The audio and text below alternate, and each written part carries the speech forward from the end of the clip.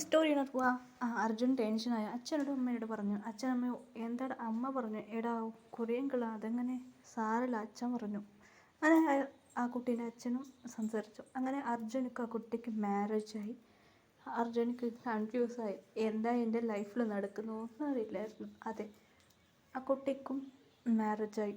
പേര് പറയാൻ മറന്നുപോയി, മിയ.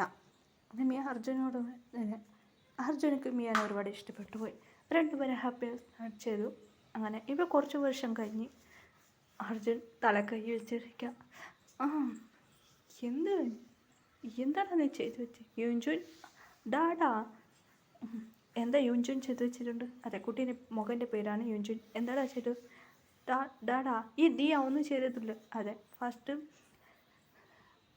യുൻജുൻ അതെ 5ാം ക്ലാസ് പഠിക്കുക, ദിയ 3ാം ക്ലാസ് പഠിക്കുക. എന്താടാ നിങ്ങൾ ചെയ്തു വെച്ചിട്ടുണ്ട്?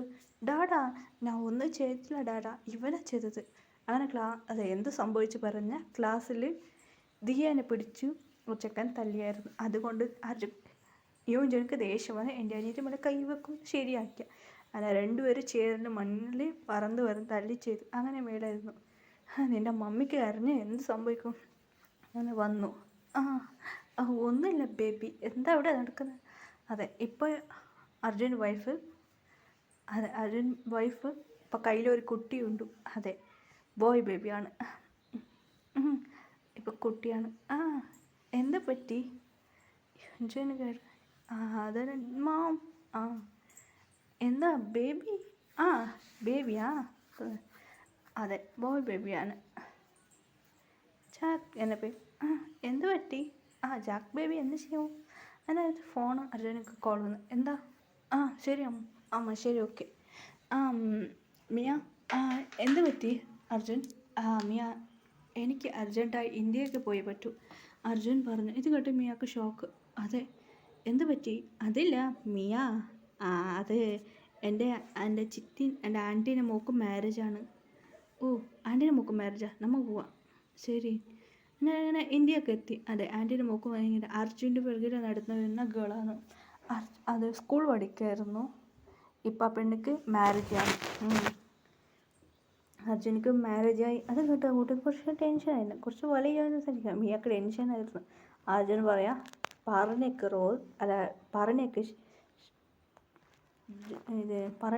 റോസാ? അതായത് മിയക്ക് ചോദിക്കാം, ഇല്ലടി ഇവള് ഒരു നിക്നെയിമാ, റോസ് എന്ന് ഇവള് വിളിക്കുക. ഇവള് ശരിക്കും അനു പറഞ്ഞേക്കുമ്മ, നീ അത് കല്യാണം പഠിക്കുന്ന പ്രായം. അങ്ങനെ ഒരു ഫ്ലാഷ് ബാക്ക് മീനോട് പറയാം. ഇവള് എനിക്ക് പ്രപ്പോസ് ചെയ്തു പറഞ്ഞേക്ക് ഈ പഠിക്കുന്ന പ്രായം, അതുകൊണ്ട് എനിക്ക് സെറ്റാവില്ല അർജുൻ ഓൾറെഡി കുട്ടിയോട് പറഞ്ഞായിരുന്നു.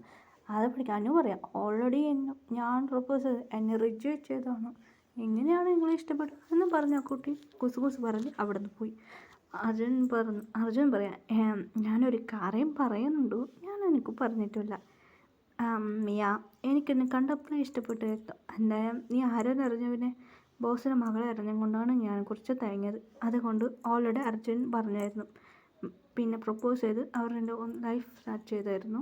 ഇപ്പോൾ കുട്ടികളെല്ലാം ഡാഡാ അങ്ങനെ കുട്ടികളെല്ലാം ഇപ്പോൾ മാരേജ് നന്നായിട്ട് നടന്നു. അർജുൻ പറയാൻ തുടങ്ങി, അതെ എവിടെയാണ് ഉള്ളത് ചേട്ടാ? പ്രിയ വന്നു. അതേട്ടാ കുട്ടികളെല്ലാം ഇവിടെ ഉണ്ട് കുട്ടികൾ. ജിമ്മിന് വന്നു.